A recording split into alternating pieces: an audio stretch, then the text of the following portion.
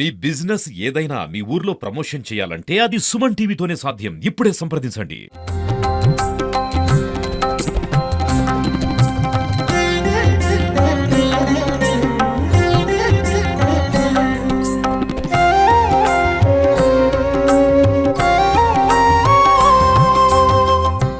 Hi నమస్తే, welcome to Suman TV.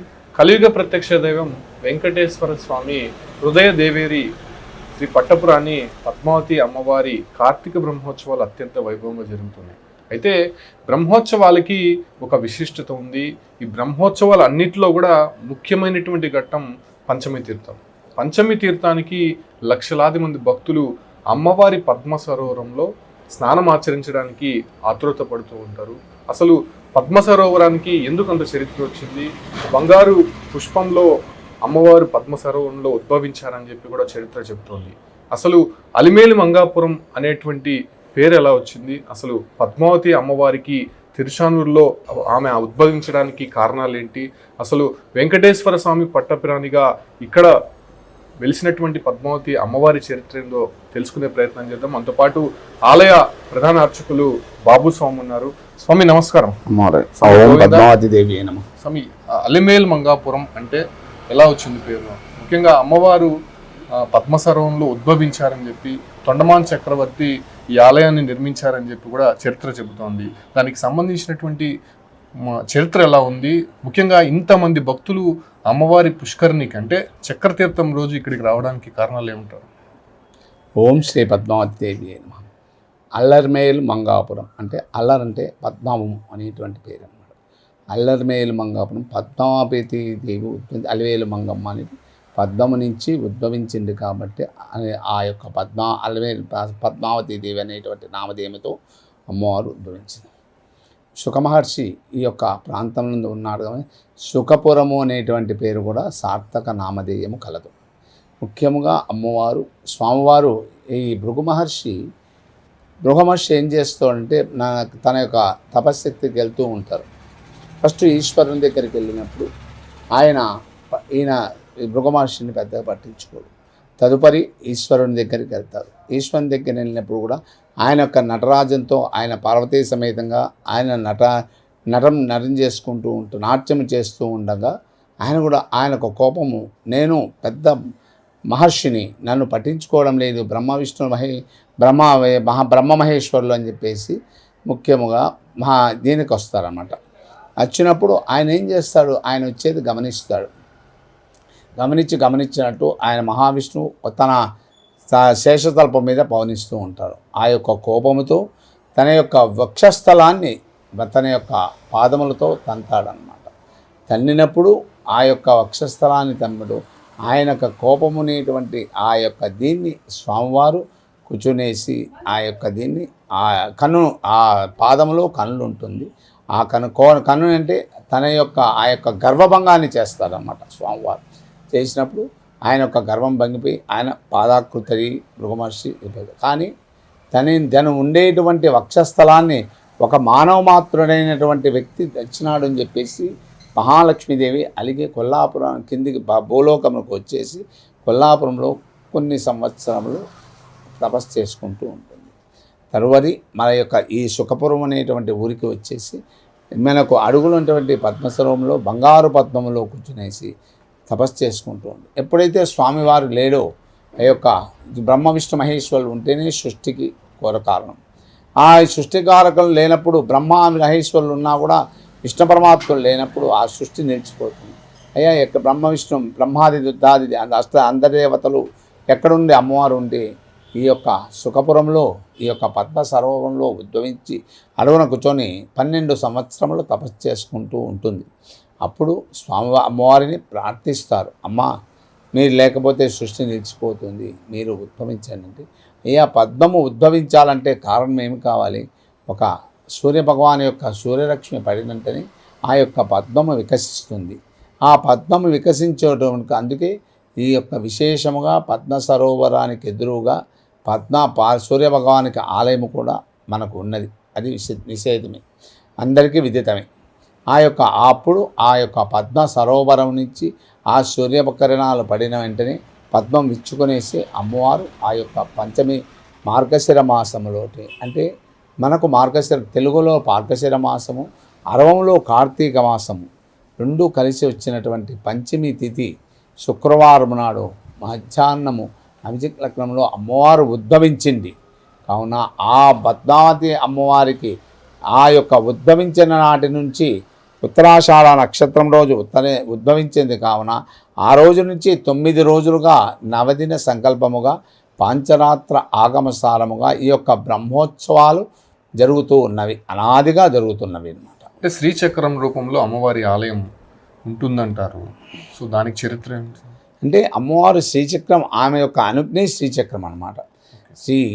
అమ్మవారి శ్రీ సూక్తము మామూలుగా అమ్మవారికి హిరణ్యవర్ణాం హరిణీం సువర్ణ రజతశ్రజాం చంద్రాం హిరణ్మయీం లక్ష్మీం జాతవేదో మమావహ తాం మహావహ జాతవేదో లక్ష్మీం మనపగామిని అనేటువంటి శ్రీ సూక్తముతో అమ్మవారు ఉంటుంది. కాబట్టి మన శ్రీ సూక్తం చాలా విశేషమైనటువంటి అమ్మవారికి మనము అభిషేకాదులను కానీ ఏ ఒక్క కైంకర్యానికి కానీ అమ్మవారికి ప్రారంభించాలనే కూడా శ్రీ సూక్తంతోనే ప్రారంభిస్తామన్నమాట. అంటే వెంకటేశ్వర స్వామిని దర్శించుకునే ముందు అమ్మవారిని ఒక సెంటిమెంట్గా దర్శించుకుంటూ ఉంటారు. సో దానికి ఏమైనా ఒక నియమం ఉందా? నియమం అంటే మన యొక్క సాంప్రదాయంలో మనకు అనాదిగా వస్తున్నటువంటి సాంప్రదాయం ఏమంటున్నది, తల్లి తండ్రి గురువు దైవం. ఫస్ట్ ఎవరు? తల్లి. తల్లి ఎవరు? అందరికీ ప్రపంచాన్ని చిరుల తల్లి ఎవరు? మహాలక్ష్మీదేవి. ఆయన్ను దర్శించిన తర్వాత అమ్మవారిని దర్శించి మన ఇంట్లో కూడా మనం ఏం చేస్తాం, సహజంగా తల్లిని అమ్మ నాకు విధంగా నాయన ఏమన్నట్టున్నాడు ఆయన చెప్పేసి మనం కూడా ఒక ఇది చెప్పుకుంటాం అనమాట. అదేవిధంగా అమ్మవారిని ఫస్ట్ దర్శించుకొని వెళ్తే స్వామివారి యొక్క అమ్మవారిని అమ్మ నాకు ఈ విధంగా ఉంది, నా కష్టాలు తీర్చుకుంటే స్వామివారికి కొంచెం ఆయన బాధలు నా బాధను కూడా చెప్పుకోండి, ఎంతో మంచి జరుగుతుంది అనేటువంటి భావనతో స్వామివారి ముఖ్యముగా అనాదిగా మొట్టమొదటగా శ్రీ అమ్మవారిని దర్శించి తదుపరి స్వామివారిని దర్శించాలనేటువంటి నాడులు ఉంది అన్నమాట. ఒక ముఖ్యమైన అంశం స్వామి, అంటే కార్తీక బ్రహ్మోత్సవాల్లోనే ముఖ్యమైనటువంటి ఘట్టం పంచమి తీర్థం. పంచమి తీర్థానికి ఎందుకు స్వామి అంటే బ్రహ్మోత్సవాల్లోనే ఒక ప్రత్యేకమైనటువంటి అంశంగా దాన్ని చూస్తూ ఉంటారు. ఇక్కడ నుంచే కాదు, తమిళనాడు నుంచి ఒక సెంటిమెంట్గా అనాదిగా వస్తున్నటువంటి ఆచారంగా వాళ్ళు వస్తూ ఉంటారు. ఎందుకని పంచమి తీర్థానికి అంత పేరుందంటారు? ముఖ్యంగా అమ్మవారి సకల తాళవాళ్ళని అక్కడ స్నానమాచరించే సమయంలోనే చాలా మంది కూడా అక్కడ వచ్చి స్నానమాచరించాలి, అదే సమయంలోనే మునగాలని చెప్పి ఆతృత పడుతూ ఉంటారు. అసలు ఎందుకు అంత చరిత్ర? ఎందుకు వస్తుందంటే ఆ అమ్మవారు ఉద్భవించినటువంటి రోజు తిథి అన్నమాట. ఆ రోజు చాలా విశేషంగా ఈ పద్మ సరోవరంలో ఉద్భవించింది కాబట్టి ఆ రోజు ఎందుకు విశేషము, ఆ రోజు అమ్మవారి యొక్క పుట్టిన దినం అనమాట.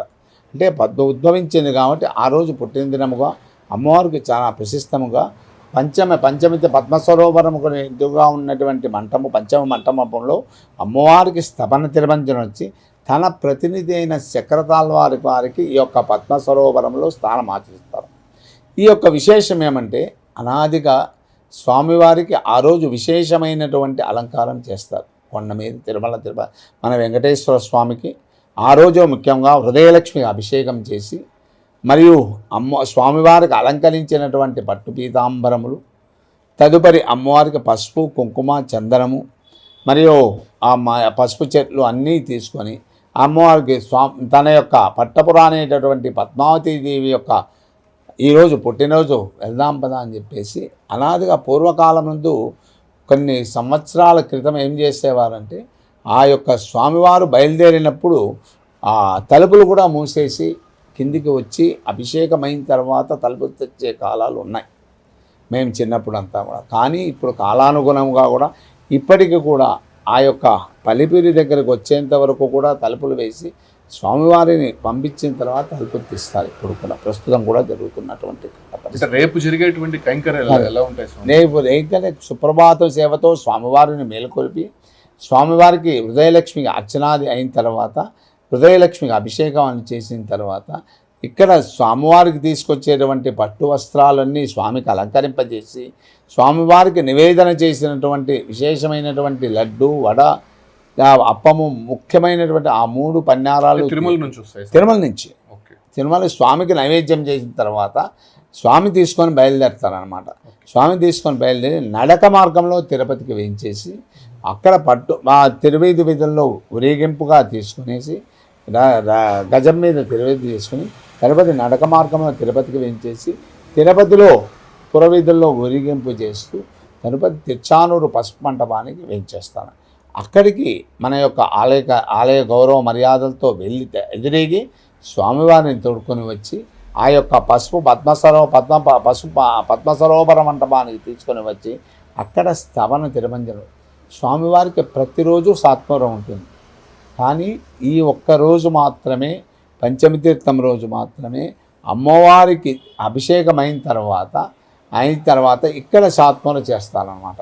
అంటే స్వామివారి ఇక్కడికి వచ్చేస్తారు. తన యొక్క పట్టపురాణి అయినటువంటి పద్మావతీదేవి యొక్క పుట్టినరోజు ఉంది అని స్వామివారికి ఇక్కడ వస్తారు. కాబట్టి మన యొక్క జీయంగారు కూడా ఇక్కడే స్వాత్మాలు చేసి తదుపరి తెచ్చినటువంటి నైవేద్యాన్ని కూడా అమ్మవారికి సమర్పిస్తారన్నమాట. అక్కడ మామూలుగా ఎవరికి ఆ నైవేద్యం చేసి స్వామికి నైవేద్యం చేసినటువంటి లడ్డు వడ అప్పం 3 తీసుకొని వచ్చి ఇక్కడ అమ్మవారికి కూడా సమర్పణ చేసి నైవేద్యం చేస్తారు. అది చాలా విశేషంగా ఉంటుందన్నమాట. ఈ విధంగా చేస్తున్నారు కాబట్టి అందుకే ఆ రోజు అతను తెచ్చినటువంటి పట్టు పీతాంబరకు అమ్మవారికి సమర్పించి పురవీధుల్లో విగుతూ ధ్వజ అవరోహణ కార్యక్రమం సాయంకాలానికి కంప్లీట్ అవుతుంది. సాధారణంగా అంటే చక్ర తీర్థం రోజు చక్ర తాళ్వారు మునిగే సమయానికి తాము మునిగితే మంచి జరుగుతుంది అనేటువంటి విషయం మాత్రమే చాలా భక్తులకు తెలుసు. కానీ దీనికి వెనకున్నటువంటి ఫలితాలు ఏ రకంగా ఉన్నాయి?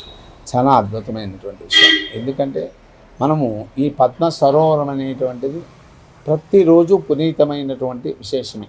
మనం ఎందుకంటే ఈరోజు ఒక పంచమ తీర్థం రోజే మునిగితే మనకు ఆ పుణ్యం వస్తుంది అనేటువంటి భావన ప్రతి ఒక్కరిలో ఉంది. కానీ అది కొంచెం ప్రజల్లో కూడా మార్పు రావాలి. ఆ రోజు ఆ పద్మ సరోవరం అనేటువంటిది ఎప్పుడూ 365 రోజులు కూడా పునీతంగానే ఉంటుంది. మనం ఎందుకంటే ఆ యొక్క అమ్మవారు ఉద్భవించినటువంటి తీర్థం కాబట్టి ఆ యొక్క ఎప్పుడూ పునీతంగానే ఉంటుంది. ఆ రోజు తీర్థమార్చిన ఏ రోజు కూడా సంవత్సరంలో 360 రోజులు కూడా ఏ రోజు కూడా ఆ యొక్క పద్మ సరోవరంలో స్నానమాచరించిన ఈరోజు పంచమి తీర్థం రోజు జరిగినటువంటి పుణ్య ఫలమే ఆ రోజు కూడా ప్రతిరోజు జరుగుతుంది. అంటే మనకు ఎటువంటి అనారోగ్యాలు ఉన్నా కూడా మనకు ఏదన్నా శీత బాధలు ఉన్నా కూడా అమ్మవారికి ఆ యొక్క పద్మ సరోవరంలో స్నానం ఆచరించేలా అమ్మవారు మీ యొక్క ప్రజల యొక్క ఈతి బాధలన్నీ తీర్చివేసి పునర్జన్మ అంటూ లేకుండా అమ్మవారు ఆశీర్వాదం చేస్తుంది అనమాట. అంటే అమ్మవారికి రేపటితో పరిసమాప్తం అవుతుంది. ఆఖరి ఘట్టం ఎలా ఉంటుంది స్వామి? చాలా ఇప్పుడే కాదు, పూర్వకాలం నుంచి కూడా ఈ మన యొక్క తమిళనాడు నుంచి ఎక్కువ భక్తులు వస్తుంటారు. నేను చిన్నప్పటి నుంచి కూడా తమిళనాడు నుంచి వచ్చేసి రోడ్డు మీద పనుకునేసి ఆ యొక్క స్థానం ఆచరించి ఈ రోజే కాదు రామాంజకూటం అని చెప్పేసి ఈ కుంభకోణము పరిసర ప్రాంతాల నుంచి కూడా వచ్చేసి ఈ 10 రోజులు ఇక్కడే మన యొక్క సత్రాల్లో ఉండేసి వాళ్ళు అంటే ప్రతిరోజు ఈ సంవత్సరం నుంచి 1 సంవత్సరం రోజులు డబ్బులు కూడబెట్టుకొని వచ్చేసి ఈ 10 రోజులు ఇక్కడే వాళ్ళు ఉండేసి వెళ్ళిపోయేవాళ్ళు. ఇప్పుడు దేవస్థానం పంచమ తీర్థానికి మన యొక్క తిరుపతి దేవస్థానం ఏం చేస్తుంది, ఇంత కష్టపడి భక్తులు వస్తున్నారు అని చెప్పేసి వాళ్ళకు ముందు రోజు నుండి తగినటువంటి సౌకర్యాలన్నీ చేస్తూ వాళ్ళకు ముందు రోజు నుంచి కూడా వాళ్ళకు కావాల్సినటువంటి బాత్రూమ్స్ కానీ వాళ్ళకు తిండి తీర్థాలు వాళ్ళకు ప్రతి సాయంకాలంకు టిఫన్లు కాఫీలు అన్నీ కావాల్సిన పొద్దున్నే ఉదయం బయలుదేరేటప్పటికి కూడా వాళ్ళకు బాత్రూమ్ ప్రతి ఒక్క చాట కూడా ఒక 3 స్టేజీలు పెట్టేసి దానికి ఎందుకు భక్తులు ఇబ్బంది పడకూడదు, మన అమ్మవారి సేవలో వచ్చినారు వాళ్ళు ఇబ్బంది పడకూడుతున్నటువంటి ఉద్దేశం ఇన్ని కార్యక్రమాలు చేస్తూ పునీతులు కండి అమ్మవారికి ప్రశాంతంగా దర్శనం చేసుకోండి అనేటువంటి భావన ప్రతి ఒక్కరిలోనే కల్పిస్తున్నారు. ఆఖరిగా శ్రీవారి భక్తులకి పద్మావతి అమ్మవారి భక్తులకి ఏం చెప్తారు స్వామి బ్రహ్మోత్సవాల్లో? ఈ యొక్క బ్రహ్మోత్సవాలు కొన్ని వేల మంది కొంతమంది చూడగలరు. చూడనటువంటి భక్తులు కూడా మన యొక్క అమ్మవారిని మాత్రం ఇంట్లో కొంతమంది రాలేకపోతారు. మనం అమ్మవారికి చూడలేకపోయినాము, ఈ యొక్క బ్రహ్మోత్సవాల్లో మనం చూడలేక ఎక్కడో ఉండిపోయినాము అనేటువంటి ఈతిబాధలు లేకుండా అయ్యా ఈ యొక్క బ్రహ్మోత్సవాలు జరుగుతున్నవి మేము కరుణించగలేని కళ్ళు మూసుకొని ఒక్క క్షణము అమ్మవారిని ప్రార్థించినలా ఆ యొక్క అనుభూతి తప్పకుండా అమ్మవారు ప్రసాదించి ఈ యొక్క బ్రహ్మోత్సవాన్ని మనము చూసినటువంటి అనుభూతి ప్రతి ఒక్కరికి కూడా అనుగ్రహిస్తుంది. కాబట్టి భక్తులందరికీ కూడా నేను చెప్పదలుచుకునేమంటే మీరు రాలేదని చింతపడవద్దు. అమ్మవారిని మీరు మనస్సులోనే స్మరించుకొని అమ్మవారి యొక్క దీనికి కృతార్థులు కండి. ధన్యవాదాలు స్వామి. శ్రీ అమ్మవారి పద్మావతి పంచమి దేవి తీర్థం నమః. రోజు ఎలాంటి విశిష్టత ఉందో చాలా క్లియర్గా తెలియజేశారు. చూస్తున్నాం కదా, అమ్మవారి పద్మ సరోవరంలో రేపు జరగబోయేటువంటి పంచమి తీర్థానికి సందర్భంగా ఎలాంటి ఫలితాలు ఉంటాయి, ముఖ్యంగా భక్తులు లక్షలాది మంది ఎందుకు వస్తారు, వచ్చి అక్కడ స్నానమాచరిస్తే ఎటువంటి ఫలితాలు కలుగుతుందో స్వామివారు చాలా వివరంగా చెప్పారు. రేపు జరగబోయేటువంటి పంచమి తీర్థానికి సంబంధించి అన్ని ఏర్పాట్లు కూడా ఇప్పటికే టీటీడీ పూర్తి చేసింది. లక్షలాది మంది భక్తులు చక్రతాళ్వార్ మునిగే సమయానికే అక్కడ స్నానమాచరించాల్సినటువంటి నియమం లేదు. ఎప్పుడైనా కూడా అక్కడ స్నానమాచరించి పునీతులు అవ్వచ్చు అని చెప్పి కూడా స్వామివారు చెప్తున్నారు. Keep watching Suman TV.